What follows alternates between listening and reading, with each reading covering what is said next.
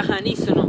اب جی سیفر ملوک شہزادہ جو تھا ایک مصر کا شہزادہ تھا، مصر کا بادشاہ تھا، شاہ اسم کا بیٹا تھا، سیف اس کا نام تھا۔ اس نے جی خواب دیکھی ہے، خواب دے وچ اس جھیل کو بھی دیکھا اور بدر جمال پری کو بھی دیکھ لیا۔ تو صبح اٹھ کے اس نے اپنے باپ سے بتایا کہ اے باپ میں نے رات کو ایک جھیل دیکھا اور پری کو دیکھا، پری پر عاشق ہو گیا، اب مجھے پری کیسے ملے گی؟ اس کے باپ نے بولا آپ کو تو پری نہیں مل سکتی، وہ ناری ہے، آپ خاکی ہیں، وہ آگ کی پیدائش ہے، آپ مٹی کی، آپ کو اور پری کا ملاپ نہیں ہو سکتا۔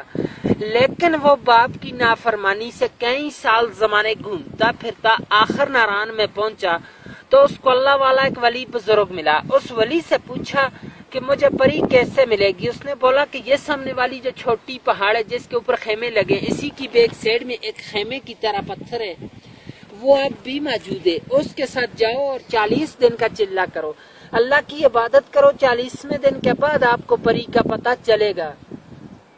تو اس نے جا کر اس پہاڑ کے اوپر 40 دن کا چلہ کیا، اللہ کی عبادت کی، 40ویں دن کے بعد 2 جنات اس کے قبضے میں آ گئے۔ ان جناتوں نے سلیمانی ٹوپی پہنا کے جھیل کے کنارے پر لے آئے، وہ کسی کو نظر نہیں آتا، اس کو سب کچھ نظر آتا ہے، کیونکہ اس نے سلیمانی ٹوپی پہنی ہے۔ تو ساتھ اس کی سہیلی تھی اور 8ویں ملکہ بدر جمال، وہی پری جو خواب میں ملی تھی، اس جھیل میں نہانے کے لیے آئی کوئکاف سے۔ کوئکاف جو ہے روس کے پاس ہے، چیچنیا کی طرف ہے، رشیا میں ہے۔ آ کر سب نے اپنا اپنا لباس اتارا تو اس جھیل میں نہانا شروع کر دیا۔ بدر جمال کا لباس جو تھا وہ جنہوں نے اٹھا کے شہزادے کو دے دیا، شہزادے نے اپنے قبضے میں کر لیا۔ دوسری سہیلیاں لباس پہن کر چلا گئی تو بدر جمال اکیلی رہ گی، وہ جا نہیں سکتی تھی۔ شہزادے نے اس کو اپنی چادر پہنا کر نیچے ناران کی طرف لے گیا، پر جو تھے وہ چھپا لیے۔ جب ناران میں پہنچا تو دوسری سہیلیوں نے جا کے دیو سفید کو بتایا۔ دیو سفید جو تھا پری کا عاشق مزاد مالک تھا کہ پری ہم سے جدا ہو گئی ہے، پتہ نہیں یہ جھیل کے اندر ڈوب کے مر گئی یا کسی چیز نے کھا لی۔ باہر کی بات نہیں بتائی کہ شہزادہ لے گیا۔ دیو نے آ کر غصے کے ساتھ اپنی ایڑی لگا کر وہاں سے سارے جھیل کو توڑ دیا، خارج کر دیا کہ شاید میری پری کا پتہ چلے۔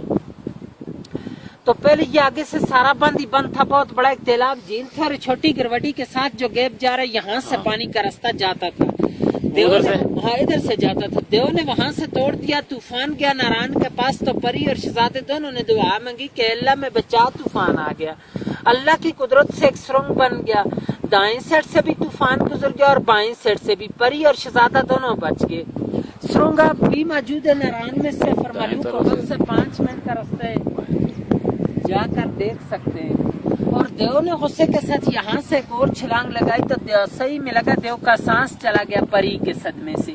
اسی سرنگ سے پری کو لے کر شہزادہ شیر مصر کو چلا گیا۔ شہزادے کا نام تھا جی سیف ملوک، تاں کہتے ہیں کہ یہاں دونوں کی ملاقات ہوئی ہے، اس لیے اس جھیل کا نام مشہور کیتے سیفر ملوک جھیل، اور اس کی داستان بنی ہے۔ پھر اس پہ لوگ آنے شروع ہوئے۔ اس وقت انسان کی آبادی نہیں تھی، کو کافی پرستان تھا، پریوں کا دیس تھا، اور آپ اس وقت 10,500 کی ہائٹ پہ بیٹھے ہیں سطح سمندر سے۔ وہ سامنے ملکہ پربت ہے، برف والی چوٹی، اس کی 17,500 فٹ ہائٹ ہے، 7,000 یہاں سے اوپر ہے، لیکن آج دن تک اس پہاڑی کو کسی نے سر نہیں کر سکتا۔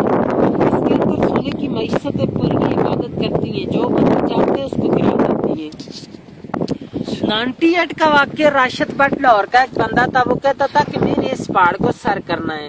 لوگوں نے اس کو منع بھی کیا تھا، لیکن وہ چلا گیا، جاتے ہوئے رستے میں گر کے مر گیا تھا۔ 13 دن بعد اس کی ڈیڈ باڈی ملی ہے، مقامی لوگوں کو انہوں نے اٹھا کے نیچے بھیجا ہے۔ چاندنی رات ہوتی ہے، چاند کی 14ویں رات کو پریاں وہاں سے اترتی ہیں، اس جھیل میں نہاتی ہیں، پھر واپس چلے جاتی ہیں، لیکن ان لوگوں کو نظر آتی ہیں جو چلے گزار یا عبادت گزار بندہ، عام بندہ یہی دیکھ سکتے کہ ان پہاڑوں کا عکس اس میں آ جاتے، بہت ہی خوبصورتی ہوتی ہے، لوگ آتے نظارے کرتے ہیں۔